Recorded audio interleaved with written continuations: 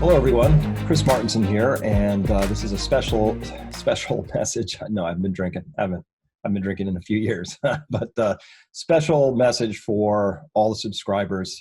And thank you, everybody who is a subscriber. It allows Adam and myself to really focus on a lot of the things that need doing. And oh my gosh, so much needs doing. It's been astonishing watching how the whole COVID story has unfolded. It's been astonishing watching the level of mendacity, the lying, the degree to which ego conflicted with science and things like that. So that's just that part of the story. And we've watched the Federal Reserve print to make the billionaires more billionary. We've watched this year is showing up with record low ice in Siberia. We have storms that now in the Atlantic Basin that are on Greek letters because we ran out of the usual thing. I mean, we went through A through Z. We've got California's obviously been on fire.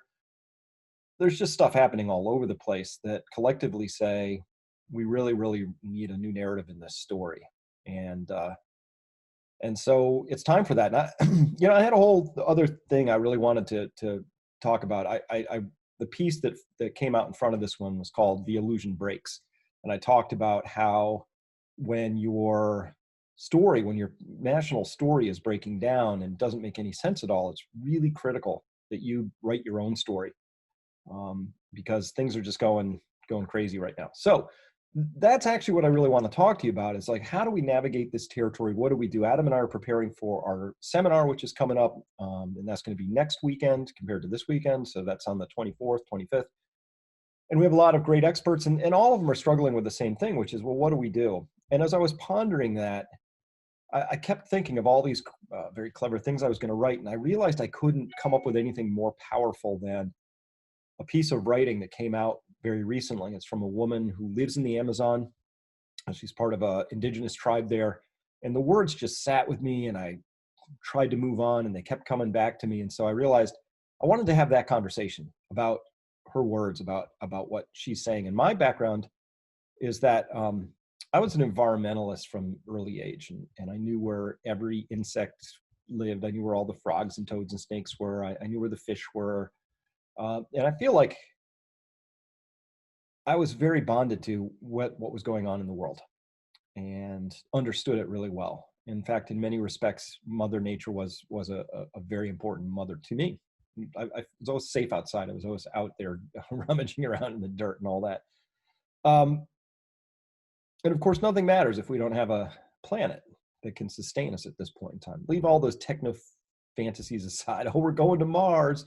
You know, I'd like to see 8 people live in a locked closet for 2 years first and see if they can like come out with all 8 still alive, having not killed each other and all that. I mean, it's just the idea that we would somehow take humans who fouled an entirely gracious spaceship that's very forgiving, and that somehow we would do better if you just parked us off on a very unforgiving planet with no resilience to it whatsoever, no backups. It's a fantasy to me. It's a form of denial.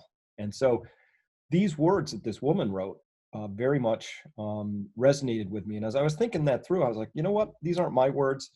And it's time to introduce you to somebody very important in my life, somebody who's part of this message, somebody who's really deep in everything that we're doing here in Chester, Massachusetts, to transform this land, transform this piece of earth that's ready to be in communication again with humans, and to build community around all of that. And that, of course, is my lovely fiance, Evie. Evie, are you around? Can you? Well, I sure am. Oh, here she is. So, hi, everybody. Say hi. Hi. Thank you so much for having me here, Chris. It's been my pleasure, and it's been long overdue. And so here we are. And what I really wanted was Evie to read these words. She also was very impacted by this piece of writing. So we'll go through this piece of writing. We'll have our reactions to it. I have some other pieces of information to go through here. I'm in my little suit because I just presented to the New Orleans Investment Conference this morning, just an hour ago, and there we talked about resilience. So yeah, here's the piece of writing here. And Evie, what you thinking? well, I'm just thinking how this, before you get into it, like how this landed on you, on this particular thing here. Well, when you had me read it, it felt like a gut punch. There's a lot of noise out there right now, as Mhm. you know, Chris. There's just a tremendous amount of information. If you tune in on any channel, any social media platform, it's almost too much. This just spoke such truth. I felt it in my whole body. And that's one of the ways I know how to tell whether something's true for me or not, or the validity of it. So this hit me like a ton of bricks, and it's been sitting with me for days as well. So thank you for bringing this to light. All right. Well, let's get started. All right. How about that? Let's do just that. go ahead and you can pick it up, whatever's comfortable for you. All right. I will try to read the However you want to do best that I can. It begins. Dear presidents of the 9 Amazonian countries, and to all world leaders that share responsibility for the plundering of our rainforest. My name is Namonte Nenkimo. I am a Waorani woman. Waorani, I think I said that wrong. Waorani, excuse me. My brain flipped it around. I'm a Waorani woman, a mother, and a leader of my people. The Amazon rainforest is my home. I am writing you this letter because the fires are raging still, because the corporations are spilling oil in our rivers, because the miners are stealing gold, as they have been for 500 years, and leaving behind open pits and toxins, because the land grabbers are cutting down primary forests so that the cattle can graze, plantations can be grown, and the white man can eat. Because our elders are dying from coronavirus, while you are planning your next moves to cut up our lands, to stimulate an economy that has never benefited us. Because as Indigenous peoples, we are fighting to protect what we love, our way of life, our rivers, the animals, our forests, life on Earth, and it's time that you listened to us. So for me, I read a book called Lame Deer Seeker of Visions. It was by an Indian shaman. I think it was sort of a biography, but he had a lot of words in there. He had a similar message to this, like in the early 1900s, and just basically said, y'all are sleepwalking into this. You're not going to be happy until everything's sort of dead and gone. But there's a part in here where she talks about that which is just our we're just not aware of what we're doing, just doing what we're so I'd heard that the Peruvian shaman they'd carefully guarded their most sacred ceremonies for thousands of years, and that included the ayahuasca ceremony. And then finally they were delivered some message, however they received their messages, and they said, you know what, we have to share this before it's too late. Like these people who are tearing across the planet, they need to be woken up to this, to what's actually happening here. Right. For all sorts of reasons. So, that's phenomenal. I'm hearing these words again for the second time. It feels like, this was Lame Deer Seeker Vision. I probably read it 8 times when I was 18, and it really, there was something in there. I was just like, oh, he's right. Like, I could feel it. Right. I could feel it. All right, keep going. Sorry. You said to say a few things there. No, absolutely. In each of our many hundreds of different languages across the Amazon, we have a word for you, the outsider, the stranger. In my language, that word it's quoted, kawari. And it doesn't need to be a bad word, but you've made it so. For us, the word has come to mean, and in a terrible way, your society has come to represent, the white man that knows too little for the power that he wields and the damage that he causes. Yeah. So I don't know if you've watched this, people who are watching this, but another person who impacted me a lot lately is Daniel Schmachtenberger, and he's got a whole piece on sense making. But he had a 25 minute video, maybe a year ago or more, that I watched, and he talked about that we have these terrible powers now that we don't really understand, right? That's true. So in part of it, he said, it's one thing if you get angry with each other and all you have is your fists, but then you get this force multiplier called a rock. changes the dynamic. Oh, for sure. And then maybe you could get a baseball bat. Now you have another force multiplier, it changes it again. Then you get a gun and it really changes the dynamic. But he said, that's about where our brains are. We can sort of manage that level. You and I have gone out and done a lot of pew pew training and everything. And it takes a lot just to master that. People make mistakes, even with that. But his point was, but now we have hypersonic nuclear tip missiles, right? Which is a force multiplier that's an exponential increase above that. And we act as if we can have the same sort of protocols of management around it that baseball bats require. Right. And yet have we had that exponential growth? Does it apply to our gray matter around this? I don't think so. No. I don't think we've evolved yet to be able to handle all this stuff. No, that's part of the point. So I think that's why this message is coming out. All right, keep going. Sorry. All right. No worries. It stimulates a lot of me. You are probably not used to an Indigenous woman calling you ignorant, and less so on a platform such as this. I think this was in The Guardian. Correct. But for Indigenous peoples, it is clear.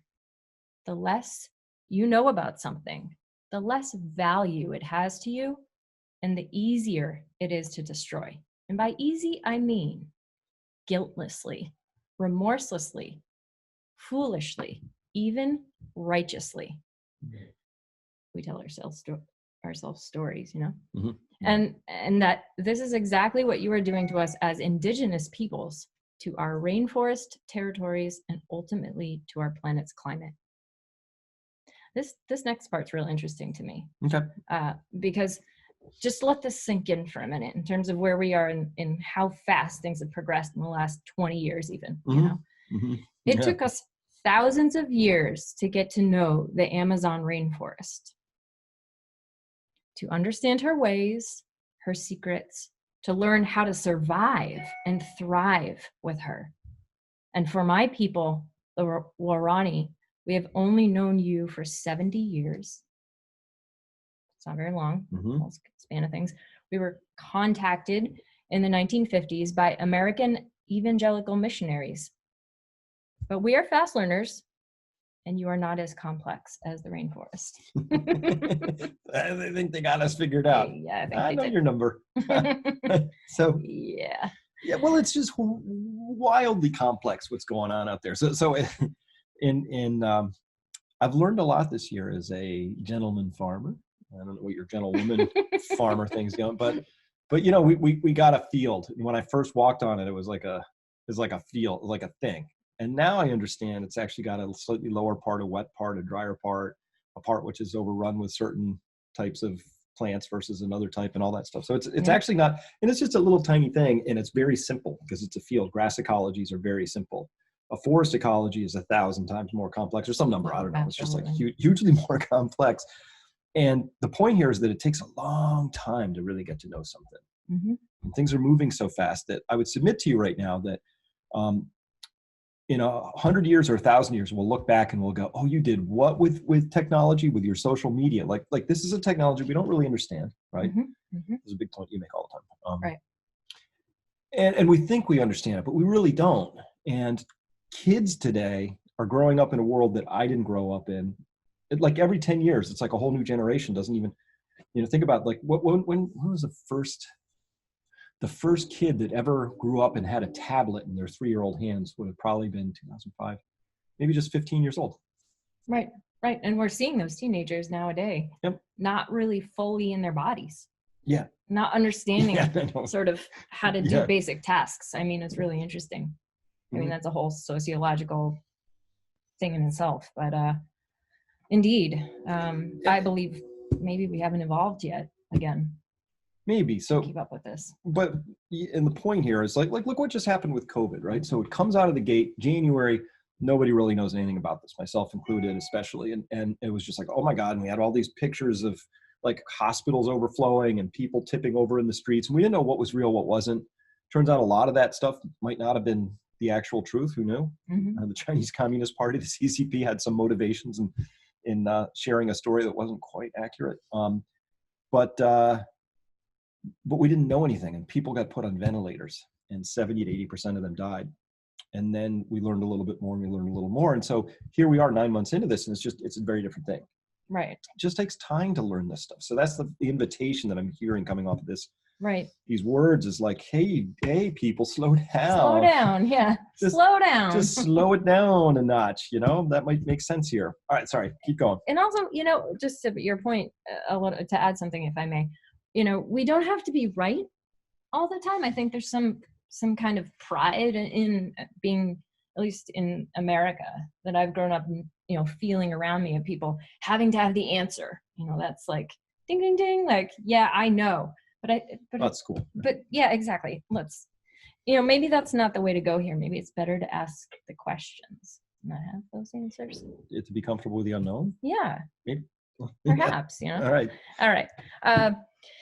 Back to this. When you say that the oil companies have marvelous new technologies that can sip oil from beneath our lands like hummingbirds sip nectar from a flower, we know that you are lying because we live downriver from the spills.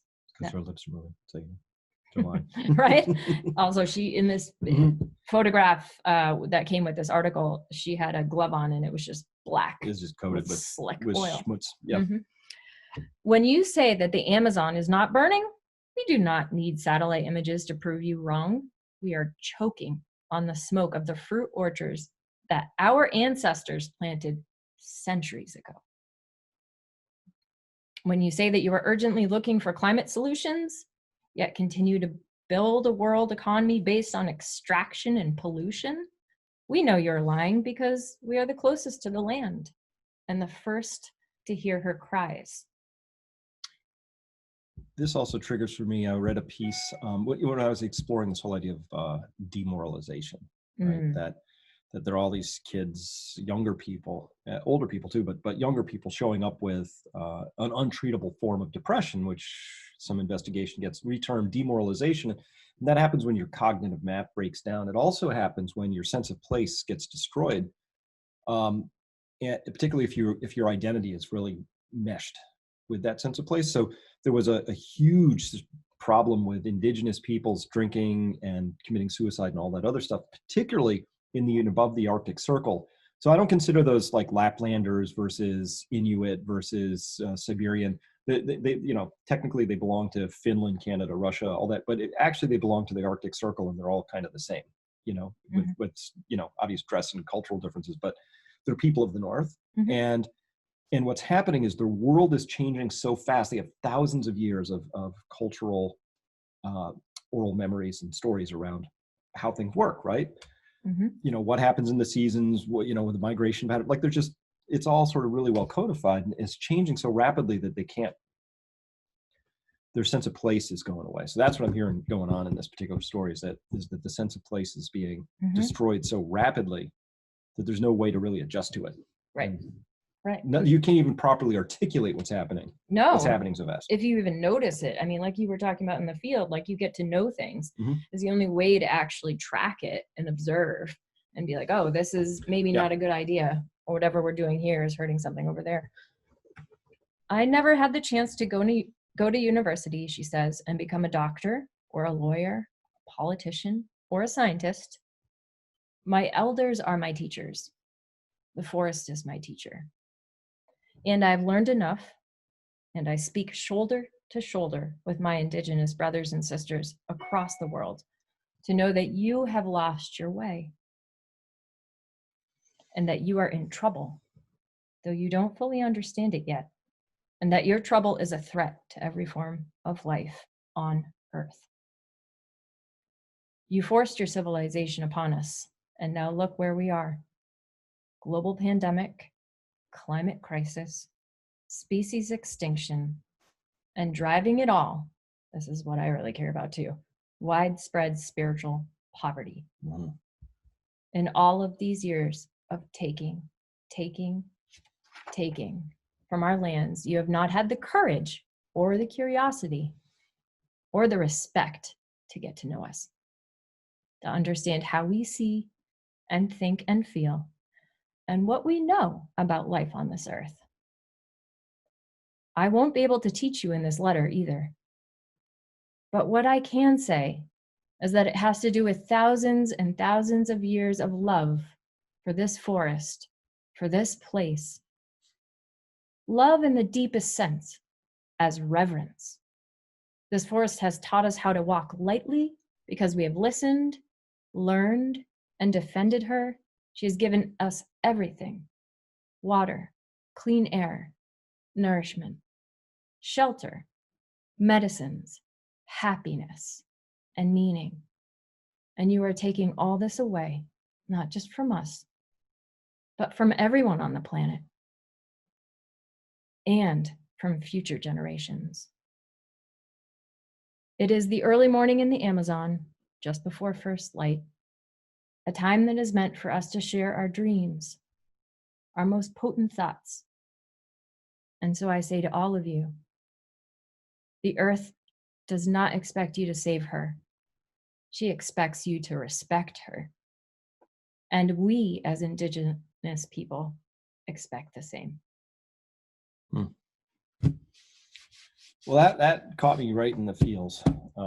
That more than that, I feel like somehow her words went like straight in, because this is, of all the things that we can do, Federal Reserve's being assholes, and, shoveling money to their rich friends, we can get past that.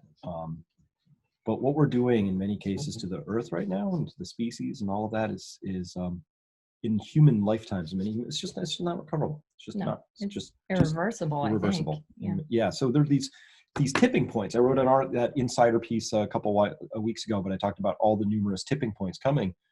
And while we're all distracted with COVID and lockdowns and a heinous 2020 presidential election cycle, where, by the way, if none of the above, quotes, was a candidate, they'd win in a landslide. That's my personal opinion. My personal political analysis says none of the above would win. And it's all distractions, because what this woman is writing about from the Amazon, this is the real stuff. So this is really the invitation, is to say, let's use this moment in time to really wake up to what's happening. And so as I've been very carefully, poor Evie, she has to listen to me.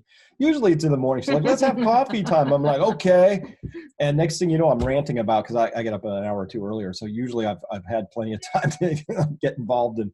He gets himself worked up into a lather. Well, there's something to get lathered about every day, it turns out. There is. It's true. And we have a lot of action. We take a lot of action. So yeah, it's not just ranting, it's also ranting. For me that anger is a healthy out, and it becomes a motivating force. So I use it not for drama, I use it for activity. So anyway, that's what that part is. And so what I wanted to do is just step through a couple of pieces here. I think I can do this. I will share the screen, and it's going to be. So yeah, I'm not going to step through this whole presentation. I just gave a presentation this morning to the New Orleans Investment Conference, and it was on the importance of being resilient. Normally I talk, it's the investment conference, so there's gold mining, resources, all that. But because of this letter we just to note from this woman in the Amazon that we just went through. Yeah. Evie read, thanks for reading that. Yeah, sure. Do you want me to step out of your frame? No. I'm happy to share it with you. Absolutely not. So I just talked about the importance of being resilient here, and showed them some pictures. This is Evie with our this is our Karen cow. She's being nice in this picture, but she is. She's going to freezer camp. Yep, freezer camp. And we got a couple of pigs who wish we could keep them through the winter. It just isn't quite going to work out, because that's how pigs are. Our garden came in really well this year. Can't wait to see it next year. And a big game changer, we have a sawmill now. These are the very first boards that came off. I know, because the sawmill's in my driveway here, our driveway, and it hasn't been here since, because we moved it across the street to do stuff. But that's a happy camper right there. I'm so thrilled. I can't even tell you what a game changer it is to be able to make your own lumber. I love that idea. And here the lumber is stacked on the forks of the tractor, and it's going up to be siding. I barely see him anymore.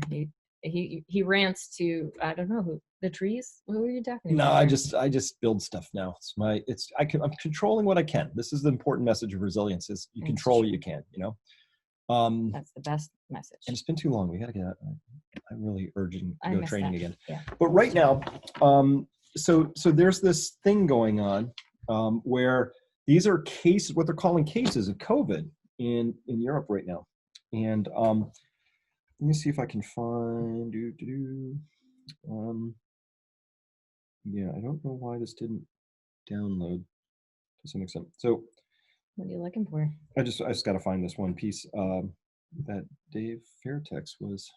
Here, just skip past the ads when they come up. Get on there. So this is what's been going on in the media. They've been talking about what they call cases, but these aren't actually cases. Remember, a case of COVID is when somebody has symptoms that require some sort of medical intervention or they have to present and get treated.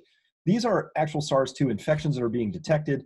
And they show this chart and they go, oh my God, they're all exploding exponentially. And this kind of a chart back in March, I would have been like, yeah, this is not something good. Because of course, back in March, that many cases or infections would have led to tens of thousands of deaths. That's not happening now.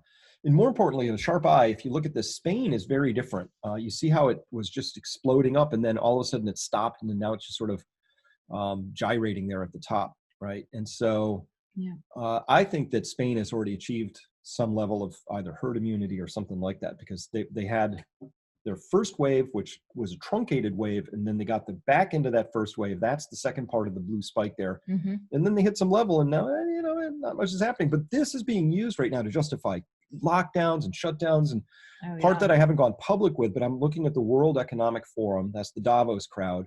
And they have it right up on their website. I don't know why I haven't gone public with it, because they're very proud of it. And they're putting it up very publicly. And they're talking about this great reset. It's time for this reset. And it's just so well thought through and so big. You're like, no way did they just come up with this. Yeah, right. On the fly. They've been thinking about this for a while. And this is a great reset that you'll be surprised to find out that mostly what happens when the reset is done is their wealth and power becomes more secure. Surprise! But surprise! Surprise! Yeah, I feel a rant coming on. Right. So that's just how it is. So this is what this chart right here you're looking at with all the red, blue, green, yellow, and orange lines, right? This is what they would show. But if you follow along and you say, well, those are cases or infections, where are we on deaths? And then you get a chart that looks like this, same data, right? I don't think that's quite as scary looking. No, this is fear-inducing, and this is being put everywhere. This chart. I was right on the front page of a European publication. Look at this one. Yeah, that's not nearly as. Yeah, no, that's not worth canceling the world over. I don't think it is. I don't think it's worth shutting the economy down and all that stuff. And by the way, today the remdesivir trial results came out where tens of thousands or 11,000 people, huge trials, right? They gave remdesivir, the Gilead substance, every possible advantage they could. They gave it early, they gave it multiple doses, they gave it combination with other things. They tried everything, and guess what the summary is? It does buckus. It doesn't work. Does nothing. Oh, we knew that already. It doesn't shift mortality at all. But if it had even nudged mortality slightly, if they said, oh, there's this 3% better chance of surviving, it's worth $40,000 a vial is what they would have said. Meanwhile, we've got incredible data now about don't say it. No, I can say this is behind the paywall on my site, right, so I can say it here. Beep, ivermectin, beep, hydroxychloroquine in combination. Beep, beep, beep, beep. Morse code. Beep, beep, beep. Thank you. But here's the thing, people. We live in a world where we have effective treatments that are giving really solid signals out there. And so the next question is, well, what's happening? Okay. That's a great question. And so if you missed it, Dave Fairtex, I just love how Dave Fairtex writes. I like how he thinks, mostly because I agree with him and he agrees with me. That's the definition of echo chambers. Yeah, that's Robert Kiyosaki's definition of intelligence right there. That's what he told me. So he writes, he said CCP in this story stands for Chinese Communist Party. So when I say CCP, I'm just talking about the Communist Party of China, right? He says something doesn't really add up here looking at charts like this. He says something's definitely odd going on there, and I wish I knew what it was. So let's try and untangle it. Quote, I think the CCP axis, where the CCP is trying to look good, do their soft power debt traps, but that whole game blew up after they allowed those international flights out of Wuhan, infecting the world. It didn't help that they went all wolf warrior on everyone too. And of course, they seized Hong Kong 27 years early. And this combo resulted in some big changes. And it looks like it caused balance of power in the US to shift from the Bloombergs, that is CCP bribed stooges, to the Kyle Basses. Kyle Bass is a big China critic. He's a US American investor out of Texas. The formation of the Quad Alliance in the Pacific. Of course, The CCP seems quite happy to destroy the Western economies. That lets them get more resources. Ding, ding, ding. I think chicken dinner, we got a winner. There we go. They can buy assets on the cheap, which is always nice. They can get a leg up, etc. So that's why their tool at the WHO, Tedros the Terrible, is all about telling everyone to do things that will end up tearing down the West. So this all hangs together and makes sense. CCP is always trying to get a leg up, of course, eternally. COVID is just their latest vehicle. But there is this really odd thread in the West. We are going along with it for some odd reason. Fauci and crew at the NIH/NIAID and the UK and the EU, and I'll add France here as well for him, we can't use hydroxychloroquine plus azithromycin or ivermectin. Must lock everything down all the time. Don't talk about vitamin D. Anything that could save lives is being outlawed or minimized. All we get is hand washing and masks. The only good studies are coming out of the third world. Fauci is making sure no studies on the good stuff happens in less than 12 months. And I'm going to stop there for a second. That's absolutely right. There are studies running on hydroxychloroquine that are going to take 24 months in the United States. It's like, how does this not take 24 days? Right. Why isn't it? It's like, give me a signal, yay or nay. Yeah. Does it work or not? And give me every variable. 3 different doses, early time, mid time, a little bit late time, with zinc, without zinc, with azithromycin, without. Just try it. Just try all the combinations. How many months? Wait, go back again? This is going to take how long? We're not going to see some of the results in these things. For till next year, sometime 2021. Oh, that's convenient. They're supposed to have started these trials really, really early. That's convenient. Can they retroactively go back and gather some of this data? I mean, so clearly, we hate ourselves. I mean, I don't understand. This is why I rant, people. We're in a bad relationship with ourselves. How do I break up with myself, though? Not you and me, though. No. Are we doing okay? Yeah, I love you. Okay. We're great. So, quote to continue from go. The inimitable Dave Fairtex. U.S. media is making sure to support all of this COVID terror this winter. COVID plus influenza. Although, surprisingly, no influenza at all in the Southern Hemisphere, which makes sense, right? Because they all wore masks. Blue states remain in terror, locked down. My 35-year-old friends in perfect shape are hiding in the basement, afraid to leave their homes. And it's all really strange. Herd immunity is now impossible/immoral/not to be discussed. The media, health authorities are all into maximizing suffering and death, unless it's a treatment that does nothing, like remdesivir. What the F is what the West up to? And why is the UK, Europe going along with this whole thing? France especially. Is it really about establishing a world government? Something like along the lines of the unelected EU bureaucrats, but global? Is it about a currency reset? Blow up all the debt? What is it? Is it about just getting rid of Trump? Is it just about the coup plotters dodging the inevitable bullet that would come with Trump's second term? On and on and on. None of this feels entirely correct. There is a thread that connects all of this. I just can't tell what it is. This isn't a superpower contest thing. It isn't just coup plotters. It's not just pharma. Nor is it secret green revolutions. Nor is it about some currency reset. Nothing explains it all. There's a pony in that big pile of manure, he writes. I just haven't found it yet. All right. Indeed. Thanks, Dave. I do appreciate that because that's kind of where my head is as well. There's something in this whole story that doesn't add up. We gotta be troubled about this together. Yeah, it just doesn't add up. So one of my personal sayings about myself is I don't know what the truth is, but man, I can smell bullshit. There's some BS in this story. It's like really bad. It's not good. It's very unsavory. It is. All right, and so now we're gonna have a little quiz, a little test for those of you who didn't see this on Twitter when I put it out. Let's just do it now. I'm gonna ask two things. First, do you agree with this quote? And second, while you're reading it, let's imagine that who you think wrote it. So A, do you agree with it? B, who wrote it? Oh man, this one really got me. Imagine a society, if you will, that subjects people to conditions that make them terribly unhappy, then gives them the drugs to take away their unhappiness. Science fiction? It is already happening to some extent in our own society. Instead of removing the conditions that make people depressed, modern society gives them antidepressant drugs. In effect, antidepressants are a means of modifying an individual's internal state in such a way as to enable him to tolerate social conditions that he would otherwise find intolerable. Do you agree with that? Oh, yes, actually. All right. That feels absolutely true to me. Yeah, me too. Unfortunately. But now let's turn to who wrote it. That would have been Theodore Kaczynski, aka the Unabomber. So 2020 is turning out to be the year where the Unabomber's making more sense to me than either presidential candidate at this point in time. And again, I'm not partisan. I don't care. I'm just. You're not saying Unabomber for president, right? I might be. Are you? Maybe Unabomber for president. I don't know. You know, it's just, it's crazy. It's just nonsense right now. So it's not making sense. And that's why this whole project that we're involved in here it's just my way of having control and having something make sense. As well, I think I found the problem. Here's the problem. On the left, every state marked in red is where minimum wage earners can afford a 2-bedroom rental.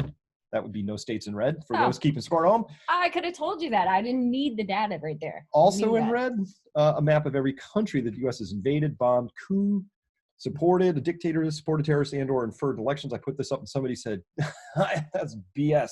Look at Australia. Actually, you'd have to look. There was a whole thing where the United States supported the overthrow of a government in Australia. Wow. It's right there. It's even in Wikipedia. So if it's in Wikipedia, it's unscrubbable. It means unless it's you. No, I'm scrubbable. They couldn't get you out of there fast enough. No, that's fine. That's disturbing. Yeah. That's who we are. Yeah. I mean, and I think at this point, I'd rather take stock. I don't know about you, Chris, but I'd rather take stock and be like, all right, this is who I am, because then we know what we're working with. Yeah. Right. And then there's a path from there. Well, potentially. So, or what do you think? The part I struggle with. So here's this is the side of me I'll let out here behind the paywall. Is that I'm a very rational person. I can analyze the bejesus out of stuff. I do all of that, and I'm also fairly empathic, meaning I can really sense what's going on in other people. And I can tell you that now this craziness that's going on out there, I'm thankful that I'm extracted from it, because it would just be too much of a bombardment if I was living, say, in downtown Seattle, where there's just like very unhappy people getting gassed and doing whatever they're doing every night.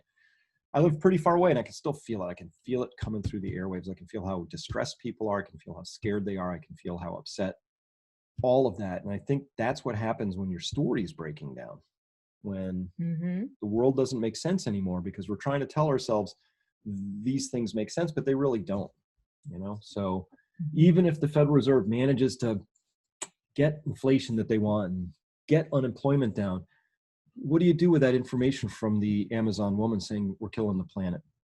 So everybody, we're trained that we're supposed to be excited that we're going to get the economy back on this growth track, but we don't have a plan for what happens if that growth track is actually destroying the very thing that the economy needs to survive in the first place. Like, it's a circular loop of nonsense, right? Yeah. It's just nonsense. Yeah. So that's where we are in this story. And that's why young people need as much support as they can. That's why anybody who's lost their thread in the story, but that's the part that's coming out in COVID right now, is all these people who lost their jobs and are like, oh, it's terrible, and I've lost my job. And then they're home for a month or two and they're like, I think I hated my job. And now they're like, it's been a realization. I talked to a bunch of them like, I'm not going back to that. Right. So that's it. So the illusion has been broken. And this is really profound sets of changes. So all I wanted to do is take this moment to introduce everybody to Evie more formally and give you a chance to meet her. And it's time to bring the feminine voice in, not female, using this very carefully, the feminine voice, because that's the message, I think, from the Amazon tribes. And that's the message to anybody who can really listen with their heart, is that Mother Earth, and the feminine representing, at least in one aspect, represents the wild, uncontained, emergent explosion of energy into life. Indeed. I've had 2 children. I understand that statement. If you really think that through, it's a little weird, isn't it? It is. You grow a human inside of you. We're just like, oh yeah, that's how it is. We have children's books about it. You see it in movies. That's just how it is. Yes. But if you really think about it, you're like, it's a little weird. Yeah, it's a little strange getting hijacked by another soul. I mean, I enjoyed it, but wow. So, yeah. But it's also magical and mysterious, and that's all of life. And so we don't need the latest iPhone 12 shipped without a charging brick. We don't. Can we actually throw this in the toilet? That's my vote. I mean, I honestly, but you can drink from that crazy, but I do. That's what I do for people. I distill. I know you do. I know that's your job. But the average person can't take that much information in and not get all worked up and triggered. All right. I don't think. That's my judgment. I stand by it. I know. All right. But let's get back on Mother Earth. Let's get Go off ahead. the evil cell phones for a All right, second. all right, fine. So that's the invitation. And that's why, I ended for a long time while it was still growing season here in the northern latitudes. I would end the COVID videos with plant a garden, because it's really a call for people to get reconnected with food, with nature, with life, with the magic of it all.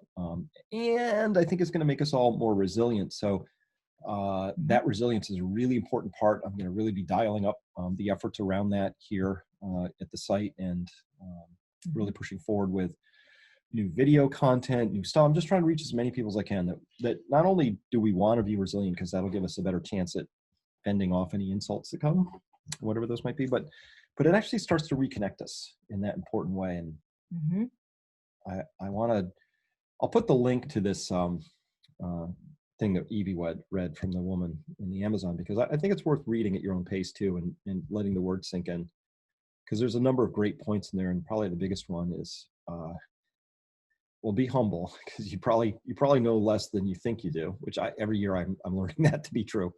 But take time, take the time and understand that. I mean, that's really what we're doing here in Chester, Massachusetts. I feel like I'm starting something here. I'm putting effort into something. You can speak for yourself, but I'm putting effort into something where I know for a fact I'm not going to see the fruits of that labor. It's going to come long after I'm gone.